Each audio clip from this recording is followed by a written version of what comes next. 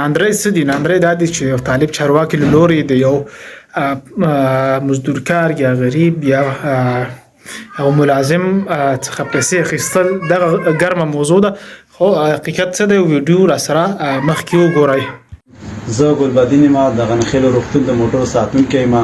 زه مخکې دلته موټر ودرېدې د خلکو سوداګونه بټرین ورکېدې شپې به یو بل موټر سره ووال شو بل به بس به وخت کې موټر پسې لاره بنده او بعضې مریض به خراب و صحت عامله به و بیا زه صدیق الله مولوي صاحب په خوښه باندې زه راغلم د غنخیل روغتون موټرو ساتونکي دپاره ما ته یې 10 افغانۍ ښودلې دي نو زه کله 10 افغانۍ څوک راکړه کله 20 کلدارې راکړه د دې نه مخکې کار هجرت زینت الله زیرک نه مخکې هغې ما نه روپۍ نه اخېستې اوس د غنخیلو کلینیک امیر چې دی صحت محصول برخه بشت کې نو دغه د زینت الله زیرک دی دا مانه د میاشتې 15000 روپۍ علي کله را باندې مایان راوړي کله را باندې چرګان راوړي زه ډېر مجبور یم زما خواست دی د مجاهدینو ته ټولو ته چې د الله د رضا دپاره ما سره امداد وکړي نو ما سره دا کله وایي چې پلمر راله راوړه په 15000 روپۍ مې پلمر غوله راوړی په 12000 روپۍ مې مایان وله راوړي چې مېلمانه دي را سره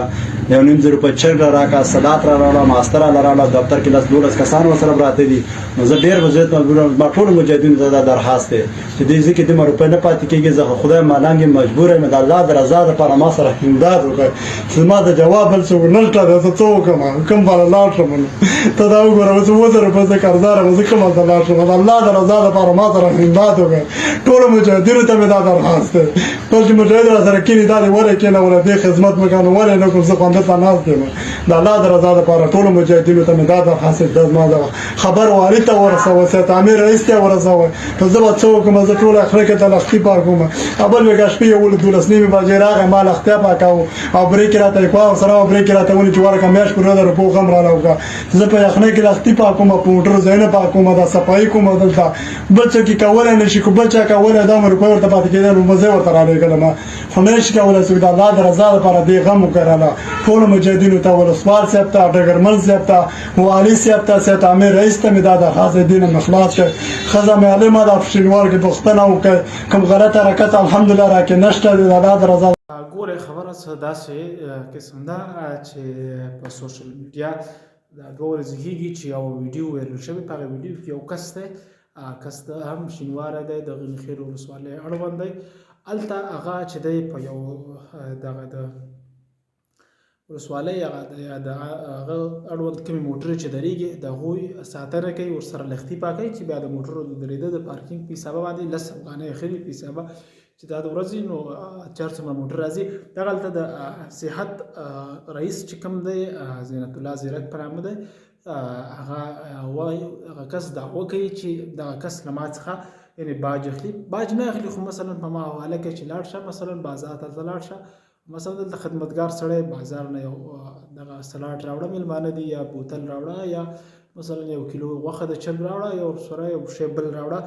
نو بیا چې دی دغه کس دعوه کوي چې دغسې زه ورته راوړم یعنې په مې زور نه راوړي خو راوړم خو ما ته پیسې نه راکوي یعنې ما څخه دوکانداران غواړي ما سره مثلا اوس چې دی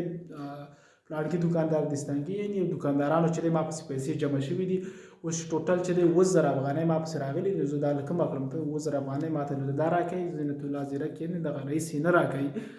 نو مسله دلته داسې ده باید څنګه وشي دلته باید امارت څارنه وکړي ځکه چې یو کس دعوه کړې ده چې پلانکي مسؤل ما څخه پیسې باندې شیان راغوښتي دي او پیسې نه راکوي زه څه وکړم زه خو له کوره نشم لنډولی ما لیږي دي پسې حتما لیږلی به وي دغسې کېږي یا به له هغه څخه هېر شوي وي خو خبره جدي شوې ده نو هغه اوس مشکل کوم ځای کې دی مشکلات 2 دي یو دغه دی چې دغه ویډیو چې کومه ده په لومړي ځل باندې داسې رسنۍ نشر کړې چې هغه د دولت ضد ده یعنې زاویه نیوز نشر کړې ده چې هغه په دروغو کې اول مقام لري خو اما دا ویډیو چې کومه ده اوریجنل دی یو سړی پکې ناست دی هغه سړی چې کوم دی حاضر دی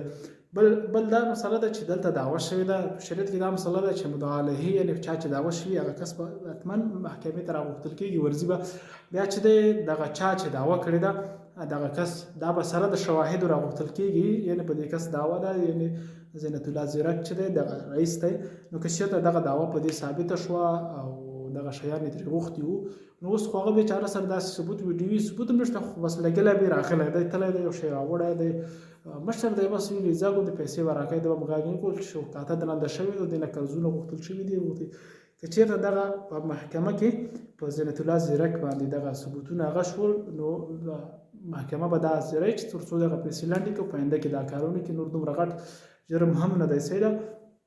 صحیح شو نور خاص مشکل دومره نه وي خو دغه شی پوښتنه پکار ده په دې کې ډېره بابیزه هغه نه ده ځینې خلکو پوسټونه کړي وو دا چې مثلا دغه سړی چې دی زموږ یو مبارز پسې ویډیوګانې کړي دي نو مبارز پسې خو به یې کړي وي ویډیو کړي دا باید وغوښتل شي دې له فرش ورکړی شي یا دا ظلم دی زیاته دی د دعوه کړې ده دعوه باید سر ته ورسیږي دعوه باید محکمه کې حاضرېږي قاضیان شته دی هېڅوک ناجایزه نه کوي لاړ شي محکمې ته به لاړ شي زینت الله زیرک دغه رئیس صاحب چې د اتحاد رئیس دی دغه به هم راوغوښتل شي خلاص مسله خلاصه شوه ډنډوره ترې جوړول نه دي پکار خو د دغه سړي پوښتنه ضرور پکول دي ځکه یو غریب سړی دی که د نه چا په کسټه ویډیو کړي یې کېنولي بس دی به یو چا ته شکایت کړي هغه ویلي چې راځه ویډیو ترې کړې هغه سیده چې دی نو زاویه نیوز ته لیږلې ده چې همدلته چې دی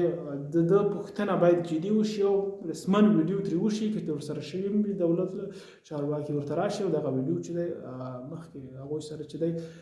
شریکې کړي چې موږ بس دې ته انصاف میلاو شو نور څه مسله به نه وي صحیح ده